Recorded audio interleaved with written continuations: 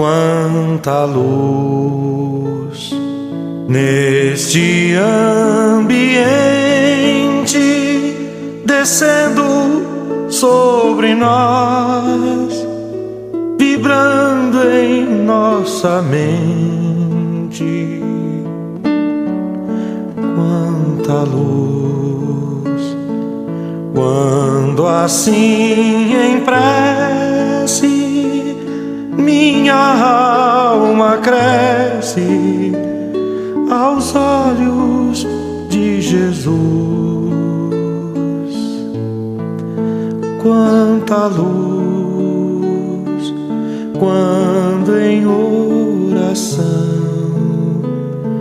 a voz do Mestre fala aos nossos corações. Quanta luz descendo sobre nós. Quanta luz, quanta luz, quanta luz neste ambiente descendo sobre nós, vibrando em nossa mente.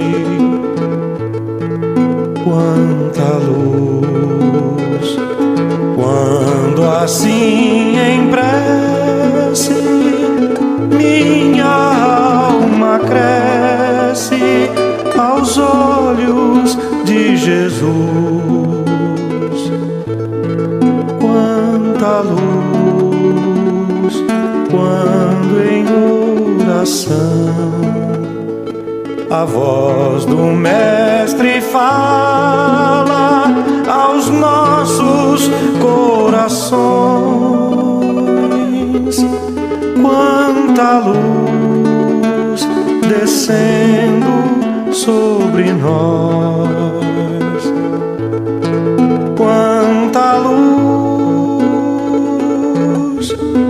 quanta luz.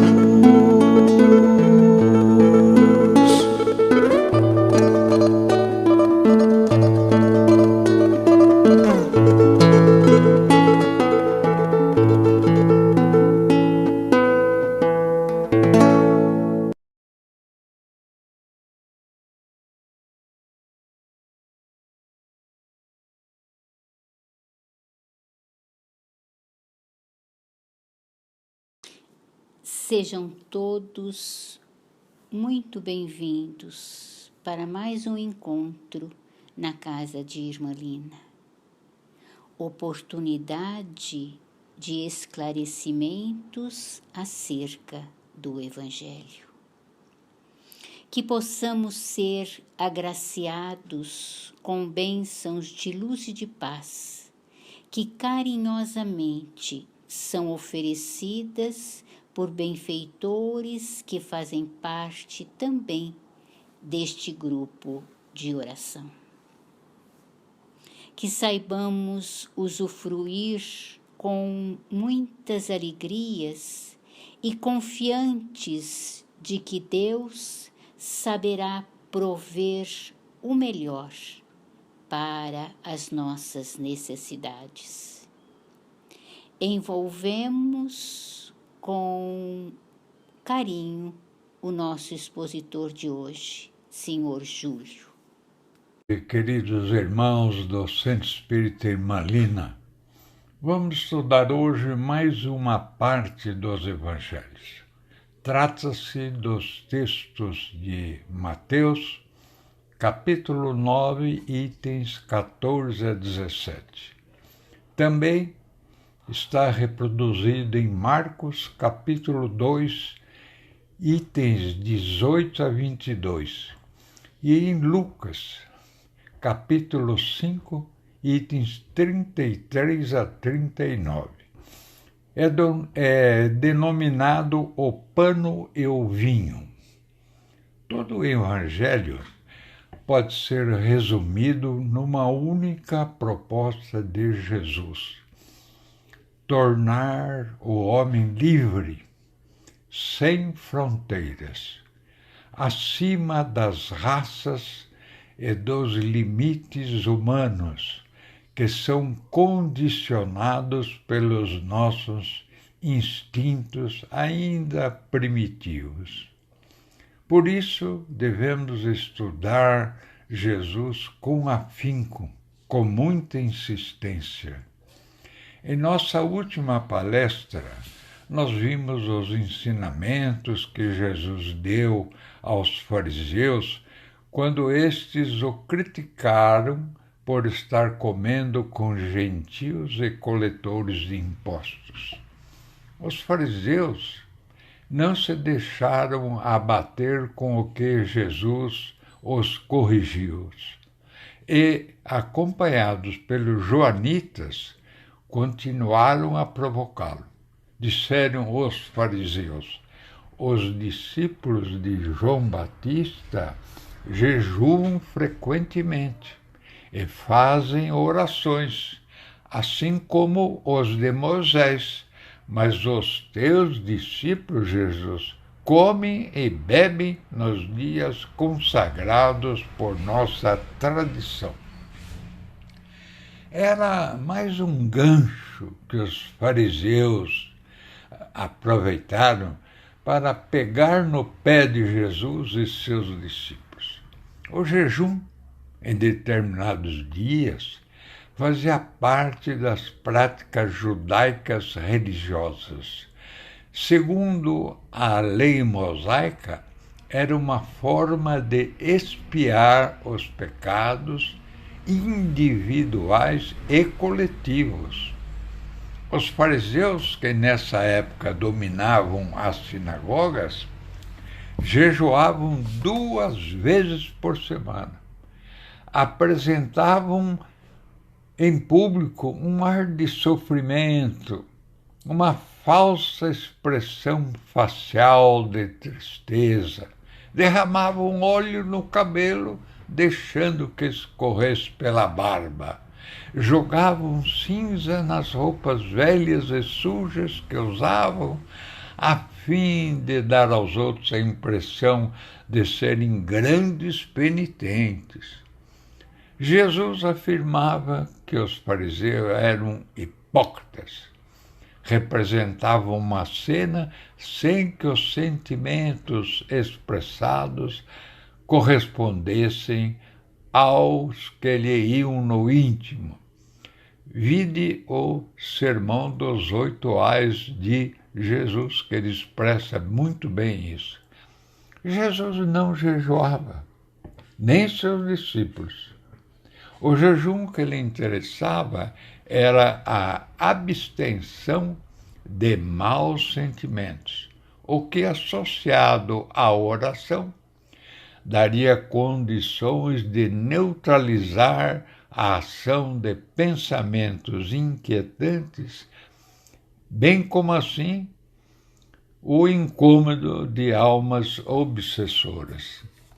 Jesus respondeu com muita tranquilidade à provocação dos fariseus e disse: podem estar tristes os convidados para o casamento enquanto o noivo está com eles? Dias virão, contudo, em que lhes será tirado o noivo, e nesses dias hão de jejuar. Agora não. Essa comparação foi dirigida principalmente aos joanitas, que eram os discípulos de João Batista, para que se lembrasse das palavras dele quando comparou Jesus como sendo um esposo que vinha do céu. Basta ver isso no Evangelho de João, no capítulo 3, itens 22 a 30. O noivo era a figura principal do casamento judaico. Inclusive, ele era o patrocinador da festa. numa sociedade em que a mulher estava relegada a plano secundário. Neste episódio, Jesus situa-se como o noivo, que simbolicamente vinha para a divina celebração da união entre as criaturas, com Deus e com amor. Deveria ser tempo de alegria enquanto o noivo estivesse presente, nada de jejuns. Que todos festejassem a bênção da existência enquanto ele estava presente, com a alegria de viver. Aí tem o primeiro ensinamento. A primeira recomendação de Jesus. Enquanto nos acharmos noivos com ele, não devemos ficar tristes nem aflitos. O que é aflição?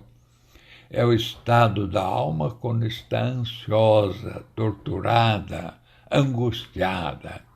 Aflição deflui da insegurança pessoal que tipifica o homem sem fé. Ela é uma nuvem escura no céu do discernimento humano, produzindo dificuldades evitáveis. Ninguém atravessa a existência corporal sem experimentar aflições, mas devemos entendê-las, discerni-las e comandá-las sempre. Costuma-se apresentar Jesus como um homem triste, torturado, a suportar o peso das iniquidades humanas.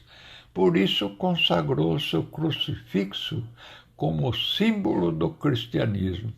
E assim tem sido apresentado nas igrejas, ele sempre pregado na cruz. Nada mais distanciado da realidade.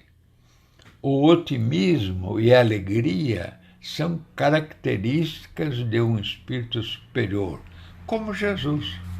Jamais, portanto, o aprendiz do Evangelho, quando esclarecido, deverá ficar acabrunhado, triste, amargurado ou aflito.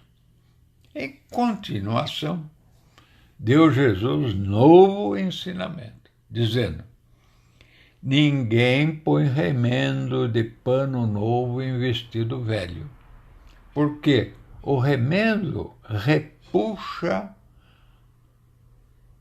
a parte do vestido e fica maior o rasgão. Ninguém se põe vinho novo em odres velhos, pois arrebentam-se os odres, derrama-se o vinho, mas põe-se vinho novo em odres novos, e ambos se conservam. Vamos discutir esses ensinamentos de Jesus. Por que ele disse isso? Jesus ensinava aproveitando os costumes da época para a educação das almas. Ninguém poderia remendar um traje velho.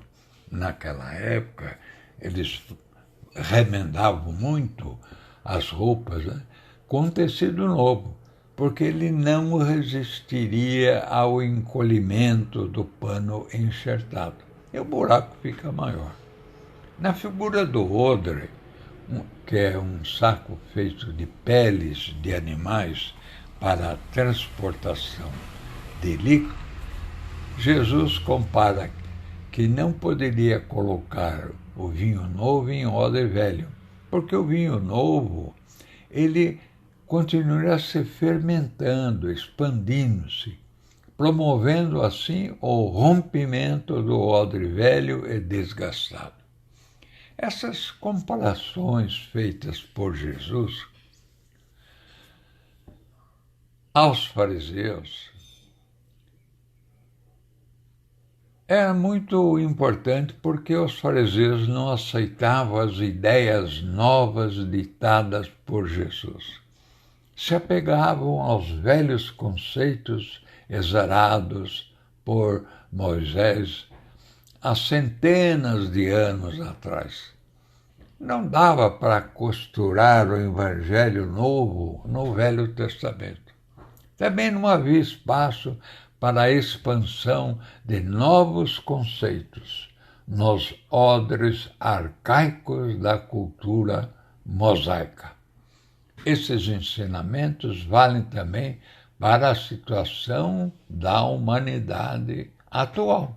Vamos ver. A resistência às inovações. O modo de vida da maioria da população, atualmente, pouco difere daquele descrito por Paulo de Tarso na Epístola aos Romanos, capítulo 1, itens 24 a 32. É bom, quem tiver um pouquinho de tempo, ler essa Epístola de Paulo aos Romanos, no capítulo 1, itens 24 a 32. Porque ele descreve os costumes da época e os maus costumes e o que acontece com eles. Também as religiões cristãs vigentes ainda se prendem ao formalismo e a dogmas absurdos, parecendo ser inamovíveis, que impede a renovação e fechando-se em si mesma. Emmanuel, no livrinho Palavras de Vida Eterna, logo no capítulo 1, ele expande bem o que Jesus queria dizer. Resumidamente, por causa do meu tempo, ele diz: nada de lembranças amargas, de desilusão. Recomeçar é bênção na lei de Deus. Vide a natureza. A semente tem que morrer para produzir novos frutos. A água se transforma em vapor, formando nuvens, a fim de que voltem para enriquecer as fontes. O sal todos os dias nasce e desaparece, renova-se a atmosfera da Terra. É como tudo na natureza estivesse a dizer: se quiseres, pode recomeçar. Ninguém que aspira a progredir, aproveita remendo novo em pano velho. Joana de Ângeles também faz um comentário no livro Entrega-te a Deus, capítulo 4, que diz assim: és, bem simplificado, né? És autor do teu futuro. Não permitas o anestésico da ilusão, sempre temporária, nem o desencanto em relação à vida, porque terás de combatê-lo mais tarde, em situações mais complicadas do que agora. A destruição de velhas crenças é necessária para que haja renovação. Não coloques remando de pano novo em vestido velho, termina a Joana de Ângeles nesse capítulo 4. Vamos ver a doutrina espírita. Assim como aconteceu com as lições de Jesus há mais de 50 anos, o Espiritismo poderia iluminar as inúmeras seitas cristãs. Com novos conceitos, mais racionais, claros e objetivos. Mas a história se repete. O Espiritismo rompe tão decisivamente com fantasias e ritos que se incrustaram na prática religiosa, que não há lugar para seus princípios nos templos e igreja como as atuais. Certas concepções espíritas podem parecer chocantes para as pessoas aferradas às práticas exteriores. Não há, por exemplo, nos círculos espiritistas, o casamento nem batismo religioso, oficiada por um sacerdote. A concepção atual de casamento para os discípulos da maioria das religiões ditas cristãs atuais é inconcebível o casamento sem a bênção nupcial sacerdotal. Não haveria legitimidade na união, vendo essas pessoas em pecado, num escandaloso concubinato. Essa é a concepção atual da maioria das pessoas religiosas ditas cristãs. Na concepção espírita, deve sim haver um culto nupcial, espiritual, mas tem que ser com respeito mútuo, fidelidade, compreensão, tolerância e demais valores que sustentam o amor e permitem uma convivência feliz. Trata-se de algo que devemos buscar sem intermediação de ritos, mas sim a partir da elevação de nossos sentimentos. Nós espíritas não necessitamos dessas práticas exteriores, elegendo alguém para evocar as bênçãos de Deus.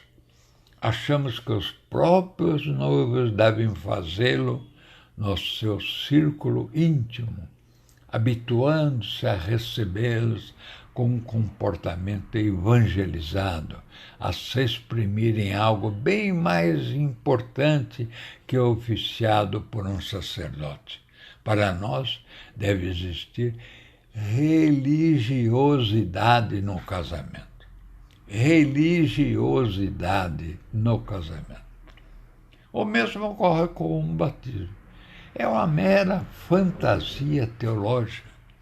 É uma verdadeira história da carochinha dizer-se que o pecado original, cometido por Adão e Eva, lá longe, nos torna herdeiros compulsórios dessa ação e que o batismo sacerdotal nos livra dele.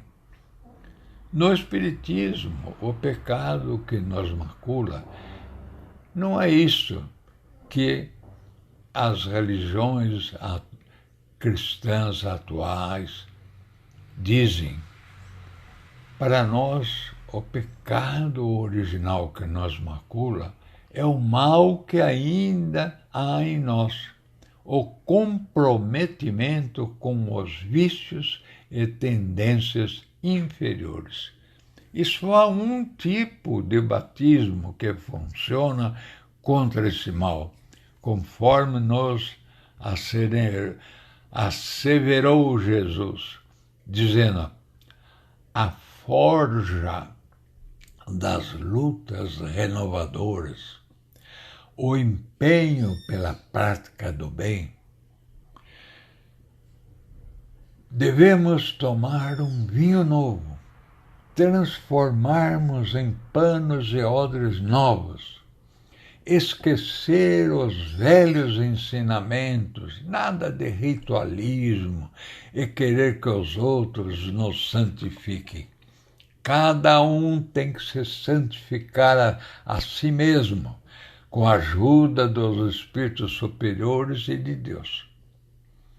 A evolução do pensamento humano, o amadurecimento intelectual do homem, põe em xeque essas concepções medievais que ainda são cultivadas hoje.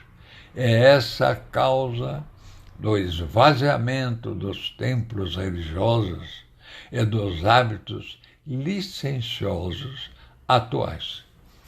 Na lição evangélica de hoje, Jesus nos pede para nunca permitirmos que se cristalizem nossas ideias em torno dessa tradição, caindo no acomodamento e no formalismo. É imperioso que nos reciclemos sempre, que nos tornemos receptivos às mudanças, com o empenho de aprender, de buscar novos conhecimentos, de desenvolver nossas potencialidades. É assim que crescemos. É assim que não ficamos presos à retaguarda. É assim que não entramos em ritmo de marca-passo espiritual. Se permitirmos semelhante estagnação, nada mais teremos a fazer na terra. Restará esperar que venha a morte a nos impor compulsória renovação, marcada por indesejáveis surpresas e inevitáveis sofrimentos. A vida deverá estar em permanente renovação, com o cultivo da bondade, que é o recurso mais eficaz contra o assédio de influências perniciosas dos que ainda estão nas trevas. O trabalho, o estudo e a aplicação dos novos conceitos é o antídoto adequado, capaz de anular toda a enquistação tóxica do mundo íntimo, impulsionando as nossas almas a novos tipos de luz, novos tipos de dons, a fim de servir a Deus. A interpretação dada por todos os exegetas que eu conheço é que o Novo Testamento não pode adaptar-se ao Velho. Este já fez o que deveria ser feito. A Boa Nova se perderia se pretendesse produzir no terreno já cultivado pelas crenças antigas. O homem novo não pode ser sobreposto ao homem velho, senão ambos se estragam.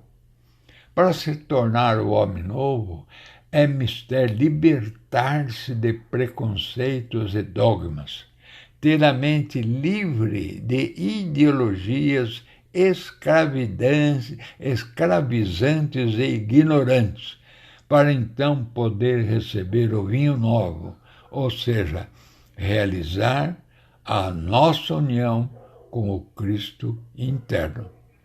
Tudo isso é difícil, porque quem experimentou o vinho velho recusa o novo.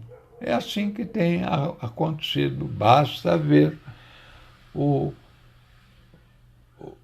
as circunstâncias atuais em que vive a humanidade.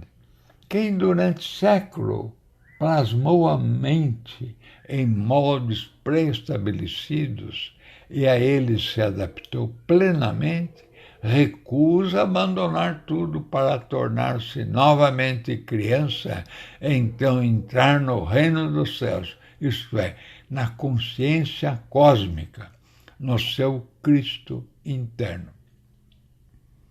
Terminando a nossa palestra de hoje, vamos orar, pedir a Jesus, Senhor Jesus, permanente inspiração de nossos caminhos. Abre-nos as portas de tua providência incomensurável. Acorda-nos, Jesus, a consciência para semearmos nossa ressurreição. Ajuda-nos, Jesus, a combater o mal com as armas do Espírito. Não nos deixe indiferentes à discórdia que vergasta nossos corações. Afugenta para longe de nós a sensação de cansaço, do ócio. Fortaleça-nos para que nunca nos intimidemos perante as angústias e desesperos das trevas onde estamos ainda mergulhados. Não nos abandone, Jesus, ao desejo de repousar indebitamente e converte-nos em teus humildes servidores, onde estivermos, e que o Supremo Senhor do Universo te glorifique, Jesus, e também a nós, sempre, e que assim seja. Até breve, meus amigos, até breve. Agradecemos ao Sr. Júlio por seu prestimoso trabalho, aclarando ainda mais os ensinos de Jesus. Quando ocorrem uniões fraternas, há um favorecimento muito grande para que os benfeitores recolham e encaminham energias benéficas que se formam ainda mais no ambiente, que sejam conduzidas conforme as necessidades que apresentam no nosso planeta. Rogamos ao Mestre Jesus que nos conceda a sua paz nestes dias de atribulações e provas, a fim de vencermos as nossas dificuldades, para nos colocarmos em melhores condições espiritual e moralmente. Agradecemos a Jesus por nos permitir reunirmos-nos com seus benfeitores celestes nesta casa de Irmã-Lina. Encerramos assim as atividades de hoje, desejando a todos muita luz e muita paz no coração. Que assim seja.